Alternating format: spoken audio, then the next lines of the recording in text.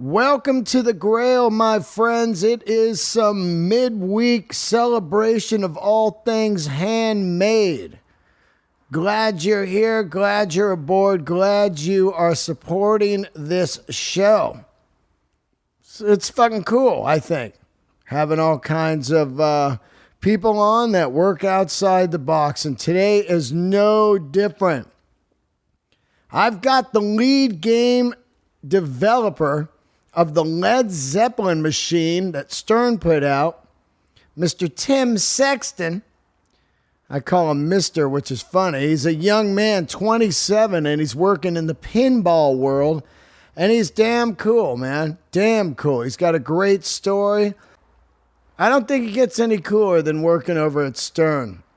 If I didn't do comedy, maybe I would work there. I'd be in there just playing pinball all day, and they would fire me. He'd be like, we got to let you go, man. I'm doing research. I'm doing game research. Come on, Gary. I had Gary on, I guess about 2 months ago, and he was fantastic. Just electric. And Tim, fantastic guest. Great to talk to somebody who knows the guts of pinball. I'm talking about everything from the push start button to flippers to bumpers to sound to video. The Zeppelin game has all kinds of video on it. It has stuff from Nebworth. It has the Australian outdoor footage. It has some Royal Albert Hall stuff. Unbelievable. And we find out how they put this all together. And also, don't forget, you can get yourself a Led Zeppelin pinball machine in your house right now. I should have started a GoFundMe to get one. GoFundMe. I need a pinball machine. I'm hurting. I'm going to go crazy if I don't have a pinball machine in my house. GoFundMe. Anyway, thank you for joining on. How about last week? Last week was fantastic too. Mario, killer leatherwork, unreal. Don't forget to check out Mario's stuff too. I've been pushing people towards that because I think his stuff is just insane. MB Leathers is the Instagram. But let's get into today's guest. Get yourself a Zeppelin machine or whatever. I mean, here's what's cool. They've got all these amazing music machines. The Beatles, Metallica, Iron Maiden, Aerosmith. Now we've got the legendary Zeppelin. I didn't think there would ever be a Zeppelin machine. Ever. I mean, Zeppelin, they do not do this type of stuff. So for them to do it is pretty damn cool. And who knows, you know? Who knows down the road they'd be like, we don't want to do the pinball anymore. Stop now. And then all of a sudden your machine's worth $1 zillion, like the Supreme machines. I think Tim said the Supreme machines are selling for like 64 grand on the gray market. That's better than Bitcoin, right? God damn. Anyway, great show today. Thank you for joining on. Don't forget to subscribe on iTunes and leave a review, please. Got to get this show in the top 100. And if you subscribe and leave a review, it really helps. And also, subscribe to my YouTube channel. Don't forget about cactusradionetwork.com. We're still in the goddamn no man's land of electronic world with Apple trying to get the damn new, not the damn new machines, the new shows up at home with Byron Katie and the Mark Maron and I's new podcast, Dark Fonzie. So I don't know, man. I've been pulling my hair out for 10 days now, but hopefully it'll happen pretty soon. But meanwhile, we got the Grail. Here we go. Episode number 26. Boom. How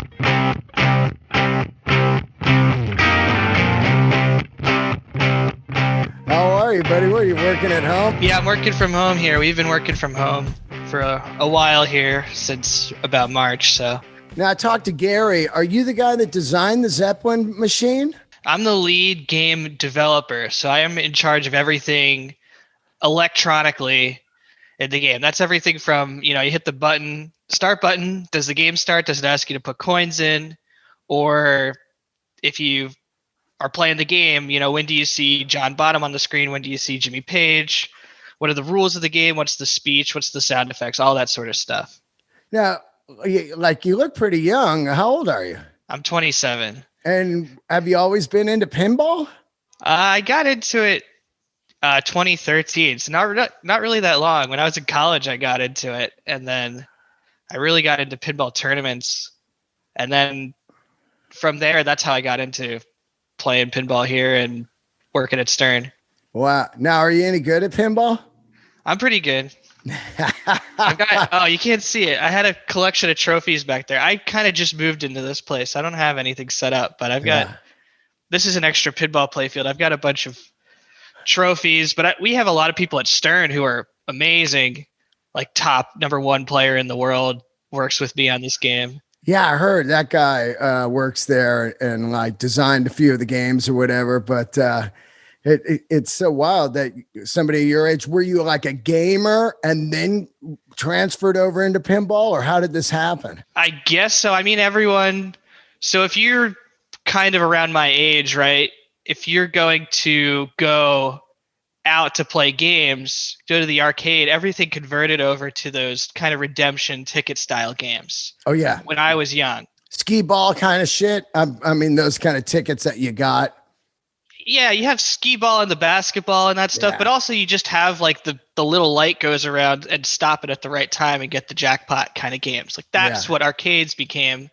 And it wasn't until I got into college when the old stuff kind of started coming back onto locations and pinball bars and stuff started popping up. That's when I went to a place called the Pinball Arcade in my hometown, Downingtown, Pennsylvania, and we're just like, oh, this is cool. They've got games from all eras. There's new stuff. There's old stuff. And then on the wall, I was like, oh, it's like a pinball league thing. How do I join this? And I signed up for that. And then I went online and I looked. I'm like, oh, you could be good at this. All right, that's what I'm going to do now. The level of playing now is so different because I was talking to Gary about it. When I was growing up, you didn't care about the strategy. It was just how long can you keep the ball on the table. So you're just, it came down to just straight like street skills. Now it's like study manuals, go to YouTube, learn the key shots, learn how to just bump it over to here and that. You know what I mean? It's like totally different now. Before it was just like the old, Pinball Wizard song, Yeah. Well, that's why my job of being a lead software developer exists now, because ever since pinball machines went over to using solid state electronics in the 70s, you needed a programmer there to say, okay, what's the stuff that happens when you hit a shot? And then the way the game's evolved now, that we have LCD screens and we have like RGB full color lights and everything, stereo sound, high quality sound, shaker motors, all this sort of stuff goes into it, all these complex devices. And now it's like a big job to just say, instead of just keeping the ball around and hitting kind of some simple, the pop-uppers and stuff, now there's combos and rules and modes and all this stuff. You have to put it all together and make a whole package and everything to make the game stand out and make it this era of pinball versus what was in the past. So is it similar to video games where you go, okay, we're behind closed doors secretly, we've got a Led Zeppelin game going to happen? Do you guys start to write a story? Is that how it starts? Yeah, it all starts on paper. The same way as a video game. We're in sitting down, talking. We still have the play field, obviously. So I work pretty much from the get-go. I work with the game designers laying out the play field in CAD. It's just a drawing. And he's passing me over his drawing and saying, what do you like about this? What should this insert say on it? Like, what's this rule going to be? What are we going to do? And we're also looking at the Led Zeppelin, of course, and saying, what's their sort of stuff right now? What are they going to let us do with licensing and everything? What story can we tell? At the very beginning, we knew we had the 10 songs that are in the game, the full length songs. And usually when you have a song like that, you'll do every song's going to be its own sort of state of the game. So you can only play one song at a time. So every song should be a mode. Every song should have its own rules, its own set of shots.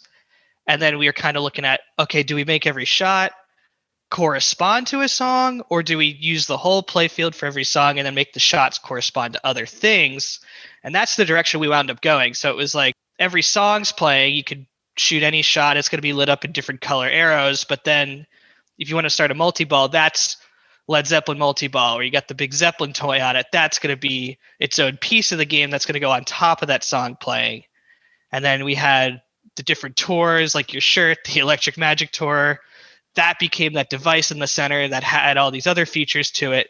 So we kind of built it up that way. So the story of the game we went with was, you're going to be reliving a Led Zeppelin concert experience in a pinball machine. So with the devices we had, these crazy lights and everything kind of corresponding to the game going on. And you had stuff coming out and stuff moving around, like the Electric Magic device comes out, and that's, you go on tour, you shoot the ramp, you start your shots and everything. And that became the story of just like going to these different tours, playing these songs, selling your records, earning gold records, platinum records, diamond records for, topping the charts and everything. You get to the wizard mode, and that's like you've completed all your songs. Now everything's charted. Now you go play them all again on the radio and everything. So it just built on the story from that base layer of just having those 10 awesome Zeppelin songs and the world that they got to live in with that great music they produced. Now, are the songs, I haven't played the game yet, are they in actual chronological order by the tours? Like you wouldn't have, say, Stairway to Heaven on the 69 era?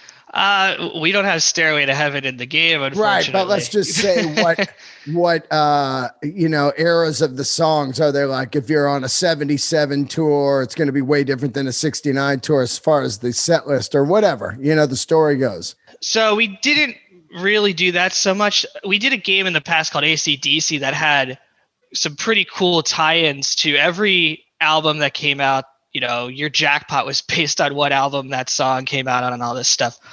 We kind of kept it more broad Zeppelin, so every mode sort of fixed, but the songs we have, the 10 songs, when you get to choose your different song, you see this is the album that it was first released on, the art shows up.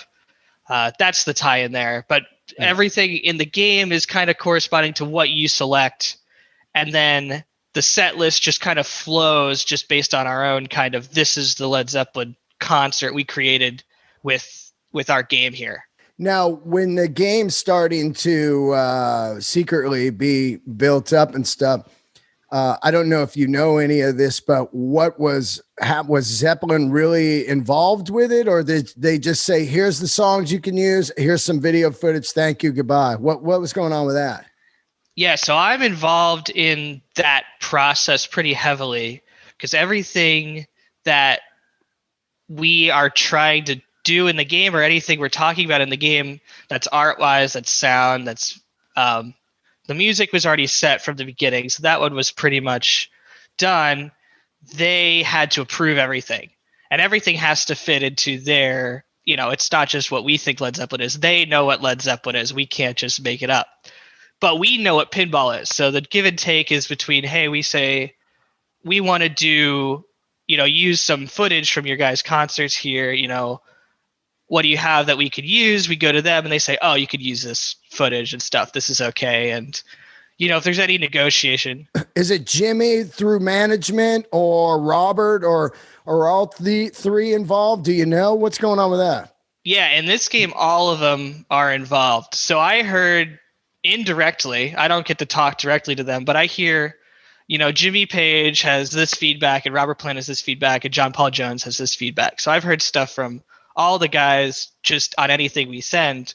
But normally the process is we have a standard, like this is our submission deadline where we have this much stuff covered in a content submission. And that goes forward to them for approval.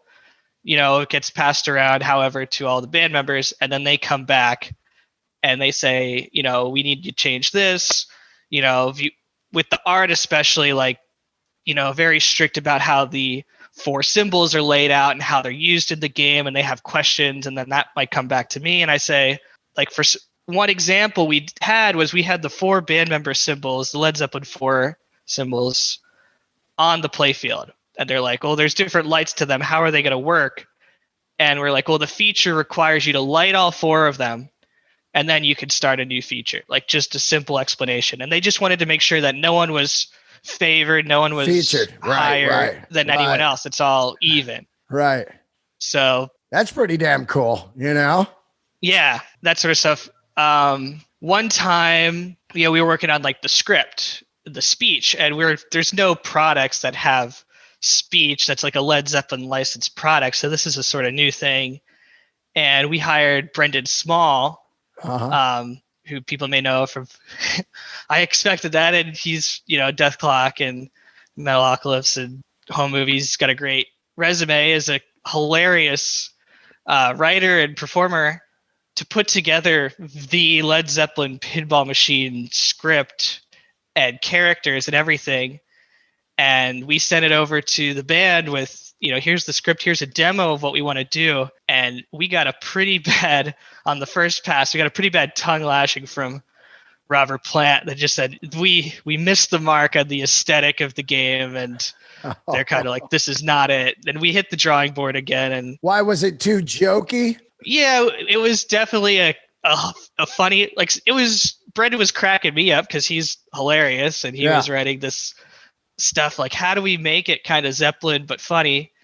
And he took some of the lyrics and took some inspiration from that. They just were like, this is not, Led Zeppelin is not like this at all. And they're right. You can't argue with them. Yeah, right. Well, Zeppelin's never been comical, which is what I do love about them.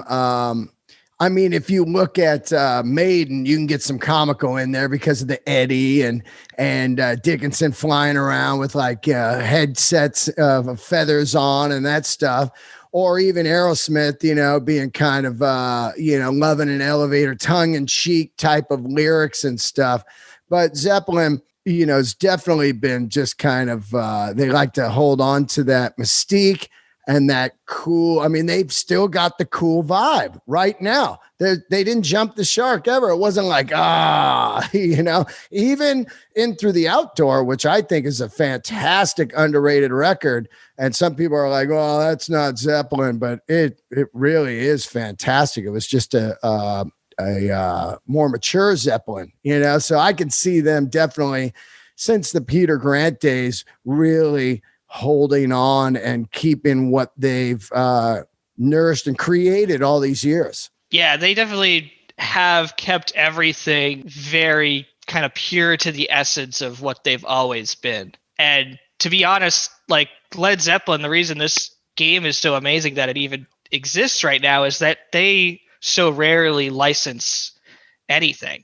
And I don't think they've licensed anything to this scale. Yeah, I couldn't believe when it came out. I was like, because my buddy David Peck, he made a Zeppelin machine, in his garage, and it's fantastic. He's the one that turned me on to all this stuff. But I always thought like there'll never be a Zeppelin game, and it doesn't look like there's going to be a Jaws game. Those were my two, on the Dream machines. 1, 2, and then when it came out, I was like, holy shit, I couldn't even believe it. Actually, I really couldn't, Yeah. Well, we were, almost 2 years ago at this point, we were kind of, at work going to our meetings, and I had been working with the designer of this game was also the guy I worked with last time, Steve Ritchie. He's been in the industry for 40, 50 years almost, working on pinball machines, always wanted to do Led Zeppelin. He's seen Led Zeppelin live. I never had the privilege. I'm too young. And he was like, I've wanted to do this game forever.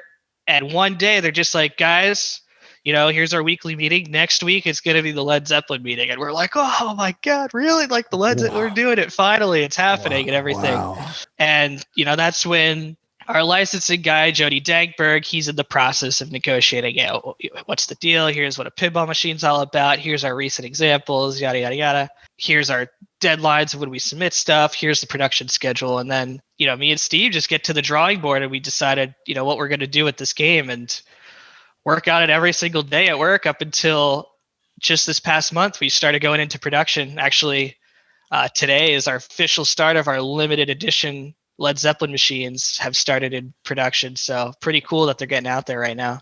I absolutely love the Led Zeppelin 3 artwork on the machine. How did the artwork come about? Because you've got the Swan Song, then you've got Zeppelin 1 and Zeppelin 3. How did this come about? This actually did take a while to decide which one was going to go with which. We have our artist, Stefan Jensen, we hired for this project, did a ton of concepts. I think he did kind of a Led Zeppelin 1, 2, 3, 4, and then some others based on their other artwork. And we kind of looked at all of them and we said, what's going to work? We have 3 models of games that we do at Stern on a Cornerstone game. Of course, yeah. So we've got this Pro model, which is designed to be kind of the one you get at your arcade. It's the one where it's going to work reliably in your arcade. It's going to take money, and people are going to play it, and they're going to have fun, and it's going to be little maintenance. It's the one probably most people are going to see. And then we have this limited edition game for the collector who's just, we only have a certain amount of these. This is the high-end one. It's got all the bells and whistles, shaker motor, mirrored back glass. It's got signed by the designer on it and everything. It's collectible, limited number on it, printed on it. And then we have one in the middle for kind of like, maybe the guy who wants the limited edition, but they kind of want all the playing features of it. It's called the premium model. This is the one that goes to a lot of the pinball enthusiasts, the guys who have the basement collections, or just the guys and gals who are renting games right now. Maybe they want these too. And that's the model that kind of, you want to do something nice with that make it stand out from the Pro, so you can see the differentiation. And we kind of were looking at all these concepts and what they looked like, and we were like, we got to do obviously Led Zeppelin 1, the Hindenburg. That's so iconic. Right. And then you're kind of like, what represents all of Zeppelin? And that was like the Swan Song. So we went with that one. And then I think just the way Led Zeppelin 3 looks, just that awesome art. Oh, it's so eye-catching. We're like, that has to be on the street. That has to be when people come back into arcades following, the COVID-19 pandemic. When people are back, they want to see something eye-catching, and that Led Zeppelin 3 art just holds up in that way. It's the only one I want. Like I looked at the other two and I was like, cool. And then I saw this one and I was like, oh my God, that's me. I mean, the only thing that would have knocked me out more than this would have been, and it's not necessarily popping, but just so weird, would be physical graffiti. And also you could have done A Song Remains the Same, the live era. That thing was really cool, Yeah, there were definitely, if we could have done 8 machines and done every studio album, that would have been awesome too. But we couldn't do that, unfortunately. Yeah, of course. I get it, but it's everyone's got their own favorite with the Led Zeppelin art too. Some people, Houses of the Holy is their favorite. Right. Some people like just Led Zeppelin 4 being their favorite album. That's the one that they want. This 3 artwork. I mean, I immediately was like, oh my God, I got to get one of those. I wanted to get one. And then I was like, I haven't worked in 9 months. It's not going to happen, but in another time it would have been in my house immediately. It's just beautiful. I mean, it's just psychedelic and to have a Zeppelin pinball machine, it's so radical to me. It's my favorite band of all time. AC/DC, Zeppelin, and now the Dead. A Dead pinball would be really wild, But Zeppelin, unreal, man. Now, when you guys like start to build it and everything, are they actually like, okay, this is on, and then they're just out of there? They're not involved anymore? You're talking about with the band? Yeah. Well, by that point, I guess when we actually go to announce it, everything, they've seen everything. Of course. They've approved the trailers. They've approved all the marketing material, everything we do. They've seen it all. So they know that this is going on for a long time. But depending on sometimes, and I don't know the terms of this, but sometimes these licensors will say, hey, I want a machine too. So, they might get one Oh, yeah. in the future, but I don't know. I can't Yeah. confirm or deny anything about that. So Let me ask you a little bit about the Maiden pinball. yeah. Now, I love Maiden, and I don't know if you worked on Maiden, but I was pretty surprised that there was not some type of Eddie grabbing the ball or Eddie head or anything. What do you know what the reason is for that? Specifically, so I did work on that game. That was the first machine I worked on when I started working here at Stern. That would be about 3 years ago. Specifically, why there was no Eddie head? Are you talking about on the display? Just anywhere, like an Eddie, you shoot and he comes out. Like Eddie is like a giant thing with Maiden, and there was no Eddie on the machine, really, like no Eddie shots or anything. I was pretty stunned on that. Oh, there's Eddies all over the art. But I mean, you know what I'm talking about? I'm talking about like a pinball Eddie, like a new kind of Eddie. Right, like shoot Eddie, here he comes, like the Metallica's got the hammer and that kind of stuff. I see what you're talking about. Yeah. Okay, yeah, so the story with that one is a little different because that was Keith Elwin's first game. It's a brand new designer. He'd never been in the industry, and he had made a game at home with his own money in his garage pretty much. And that was the design that Stern came and said, hey, we want you to make this game for us. This design you have here. Oh, he made a Maiden at home. He made it as Archer, just in his garage, like your buddy Dave who made his Led Zeppelin in his garage. He just made it, this is Archer, my favorite TV show. Oh, wow. So that physical layout was already kind of set. That was what Stern wanted with that one. So we added, there's Eddie sculpts on it. There's a cyborg Eddie sitting on the ramp, and I think there's the Eddie in the straight jacket sitting in the pop-up area. But the actual mechanism incorporation wasn't really, because of the way that game was set up with his first time and everything, wasn't really part of that design process. Because he had to learn how to manufacture it for the mass production we do at Stern. So that's a whole bigger thing. Right. I still think that I have not played the Zeppelin one, but I still think the Metallica one is the all-time best. It's just electric, man.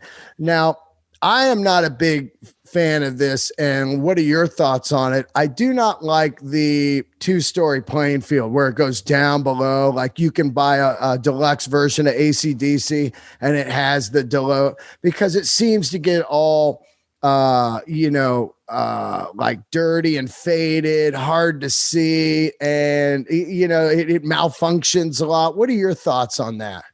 I guess have you ever played a Black Knight 2000? Yeah. Like the upper level play field and stuff. When I first started playing pinball, I thought this was awesome because, I can't lose. If I lose off this play field, if the ball comes down, I'm still in play. It gives you that second tier where you're kind of safe because you're far away from the drain. So I think there's definitely a difference between a player who's playing, who's more of a beginner who wants to say, I would need a little safety when I play pinball so I can get more into it.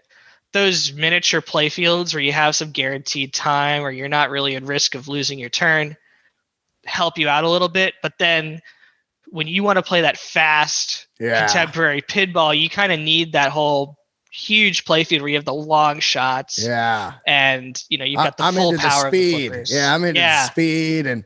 And also, I don't like when it gets all cloudy, down in there. You can't really see anymore. I think Creature from the Black Lagoon had one. I can't remember. It's been a while now. That had a little hologram down there. You didn't actually play in that place. Oh, yeah. It was down there just kind of, I love the Zeppelin one, though, man. It's so great. Now, I haven't played it, so... Gary told me the songs that were on it and everything. What are the video? There's a screen, right? And it shows like concert footage. Yeah. So we were able to use a few different concerts from the 70s We have stuff from the Nebworth Festival in 1979. We have some Great. Royal Albert Hall stuff from Great. 71, I think. Yeah. And then some Australian tour footage. And Oh, that stuff outdoors? You got that stuff? yeah, we've got some of that outdoor stuff Oh, too. I love that. So it was a couple different shows where they performed, and it kind of gets the different eras as they're touring and everything. And that composed, like, all the 10 songs we kind of composed from those clips. We have John Paul Jones playing keyboard when it's a keyboard song, and he's playing bass when it's a bass song. And, we get Bottom on drums when the solos come in and stuff like that. Now, when the songs get submitted, the Stairway to Heaven's got to be kind of like their crown jewel moneymaker. So they're probably like, not this one. Was that the key? That one was just off limits from the start. So we couldn't do Stairway. I think that's we were trying to look for, like, is Stairway in anything? And the answer is no. Like, I don't think you could find Stairway licensed anywhere. You can hear it on the radio, of course, but you can't really find it anywhere. Yeah.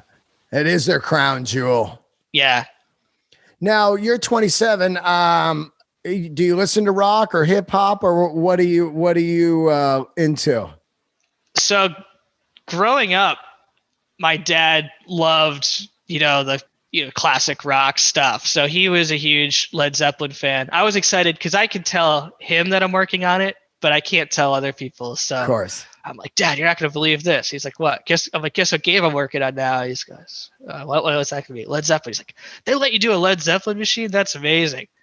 And I'm like, yeah, I remember just growing up listening to that stuff and rocking out in the backseat of the car as we're driving to New York to go visit our grandparents or something like that. Like, that's my memories, is like time with family, listening to Led Zeppelin. Led Zeppelin, because they haven't produced any new music in my lifetime. It's not really something I've followed as like a band I listen to. I like to listen to, electronic music. I like to listen to new stuff, people doing weird stuff with their computers and everything. That's what I like. Listen to that on Spotify or on the internet. It's easy to find a huge range of stuff, but I always like rock elements mixed in with electronic music, getting that best of both worlds things in contemporary music. But you got to listen to the classic stuff too, the bands that inspired generations of musicians. Yeah. Well, I think that if you are going to, I'm surprised there's not a hip hop game yet, for how big hip hop has been for the last 30 years. Think about an NWA game would just be insane with the legends up there, Ice Cube, Dre, and Eazy-E. That would just be really cool. Or even if you did like a Danger Mouse or like a DJ type of pinball where the younger generation's like, oh shit, what's this? This is cool, Yeah, I definitely think any kind of music that you could dance to is fun to play pinball to. I think pinball, with that physical experience, you're on your feet, you're playing a game, but you're not just sitting on your couch or whatever. That energy that any kind of, whether it be rock and roll or hip hop or anything in the middle where you could, you want to kind of get into it. That really works well with the pinball. Yeah, exactly. Me growing up in an arcade, they were just cranking classic rock. It wasn't classic rock then. It was just current rock. But you'd be in there like playing to like Judas Priest and AC/DC, and you're going like, fucking, you're just in your own world. You're like rock and rolling pinball. There's nothing better. BMX bikes, maybe. You throw that in there and you got a goddamn fucking trilogy of just heaven, Yeah, I think that question comes up a lot because it's like anytime we do any band or any musician or whatever, people go, oh, why didn't you do this one? Why didn't you do this one? There's a lot of music out there. There's a lot of great music out there, and it takes a lot of time to make a pinball machine and, do this sort of thing. So I think a lot of that stuff, you stick around, you keep playing pinball long enough, it's going to come eventually, probably something that's, for people who are the hip hop heads. I'm sure it's so popular. I can't see someone not jumping on that at some point doing a hip hop pinball machine. Especially with the subs and everything now that you could just get into like Straight Outta Compton. You're just playing this thing. It's like, it's so up tempo, you know, it's like, fuck yeah, fuck the police coming in. You're like, yeah. And a Prince one would be amazing, you know, because he's got so many iconic eras and songs and the fashion and the look of the machine, because it really comes down to, was the artist incredible to, you know, do art for on the machine? Say a Zeppelin would be so amazing compared to maybe Skynyrd would just be kind of like, I mean, Skynyrd's fantastic. I love him, but it would have to be kind of a Southern rock machine. I don't think you'd be able to do like 3 different types of machines for them, you know? Yeah, it all really depends. I mean, I know, sure, at the company, the list of, you know, what we want to do is super long, and we look at the top of that list and say, what's going to be the top game that's going to sell? And Led Zeppelin's always been up there because they've had such huge presence in culture for 50 years. You know, it's like, got to do that Led Zeppelin machine. We've done the Beatles, you know. Yeah, wild. You know, biggest thing ever. You know, you got Rolling Stones. We've done tons of great games. And I think, you know, with the current state of pinball being really strong again, pinball's had this huge resurgence coming back, especially since, you know, Stern was pretty close to, you know, not being able to make pinball machines after 2008 with the financial crisis. And, you know, since then, slowly we've built up this company now where they can take a chance and hire some punk kid like me to come in and start working on these games and get kind of a new generation to replace the, you know, retiring previous generation of 80s and 90s designers who are making these games back in pinball's previous renaissance. And things are just going in a direction now. I think there's a lot more people playing pinball. Young people are getting into it where they didn't really have it before, like myself, where I didn't really have it growing up, except on the computer. And it's not the same thing. You need the real pinball experience. It's not the same at all. Yeah, there's a bright future ahead. And, you know, we've done pretty well even with this lockdown thing where people really want these experiences they went out for in their homes. And a lot of people who may have had the budget maybe not to buy a pinball machine, but to go out a couple times a month, maybe can rent a game for a month or something and get to experience these new games in their home that they're missing out on because, you know, their favorite location is hopefully temporarily closed down. It's going to come back soon. And, you know, hopefully things are better. I want to get people back out playing these games, but obviously if you can't do it safely, then it's not worth doing it.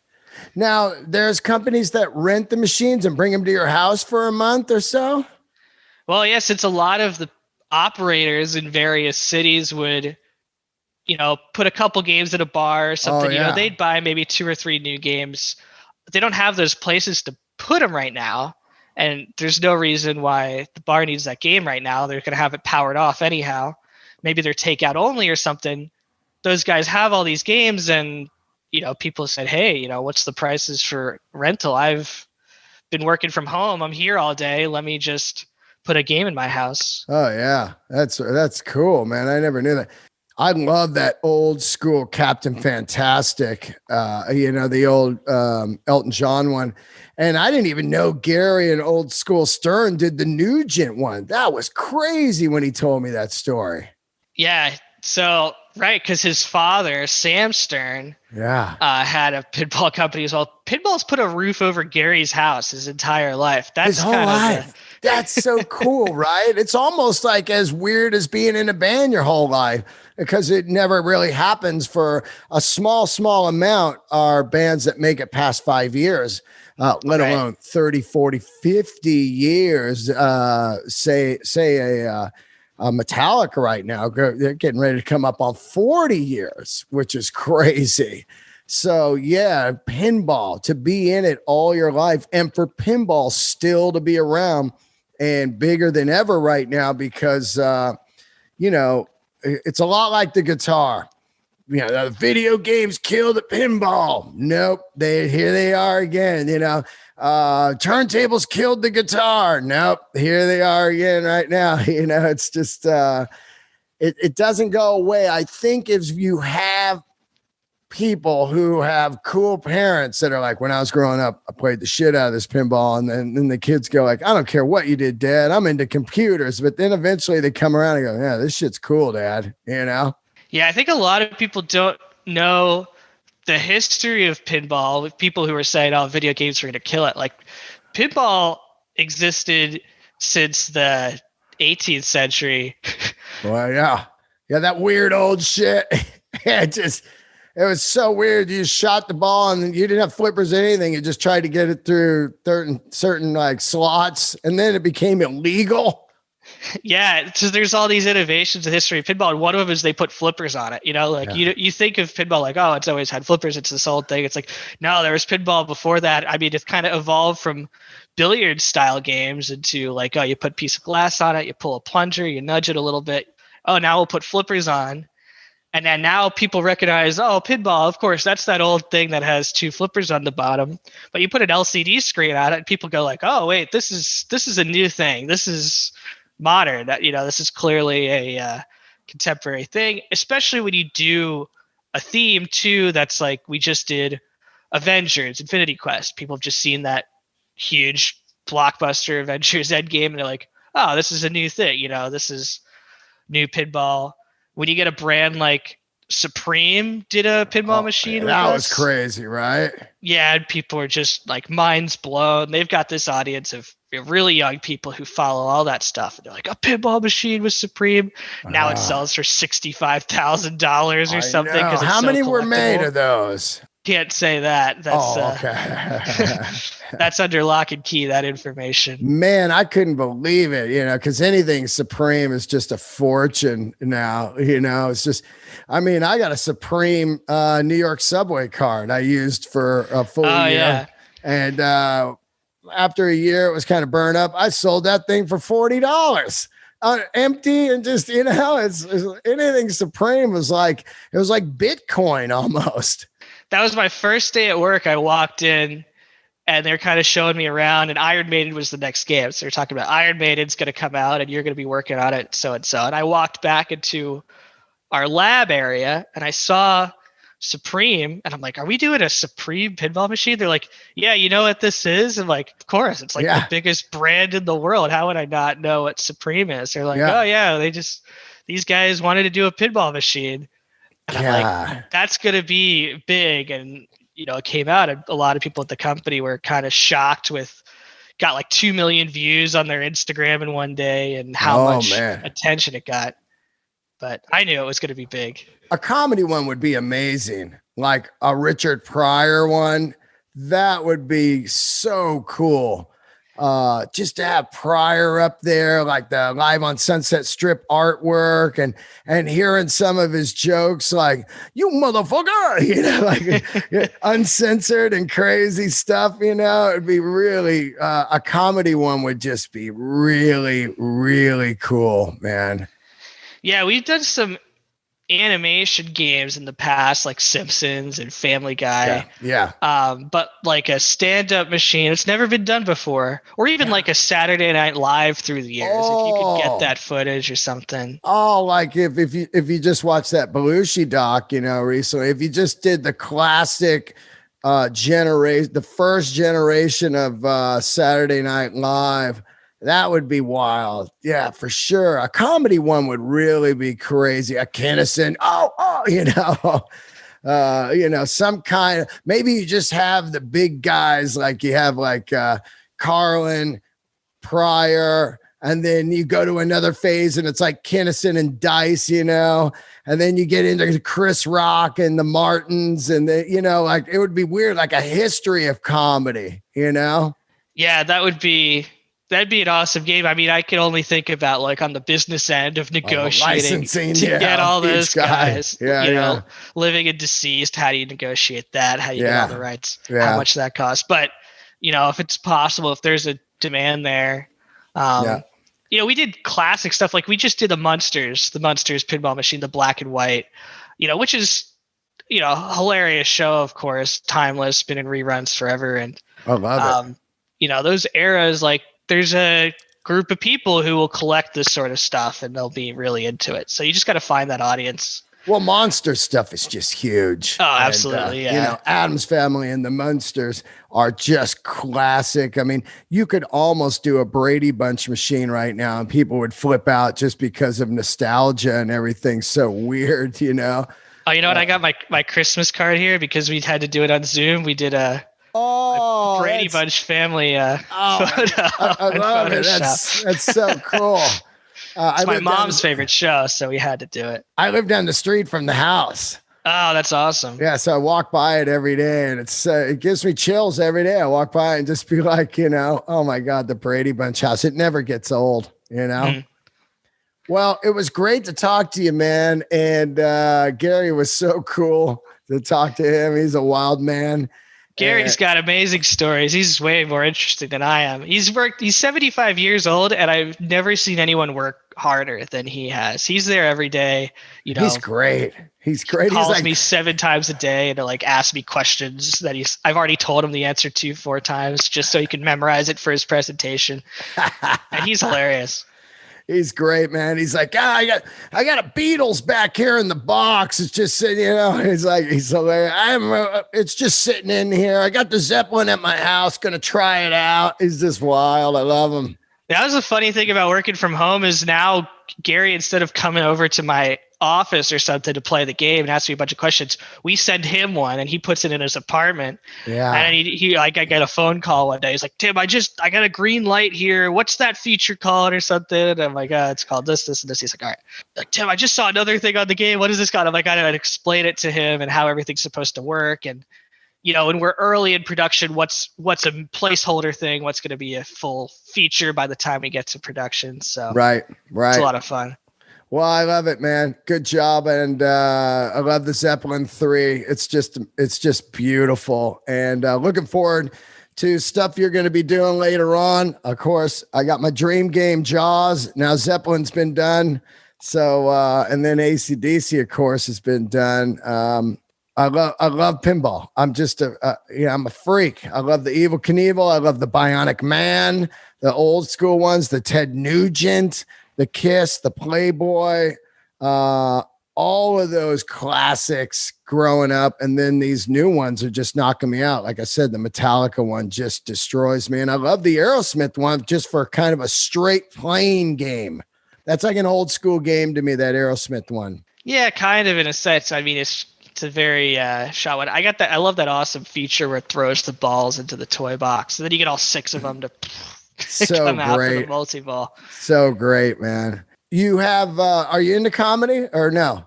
I am, yeah. Yeah. Where are you going with this question? You have got to...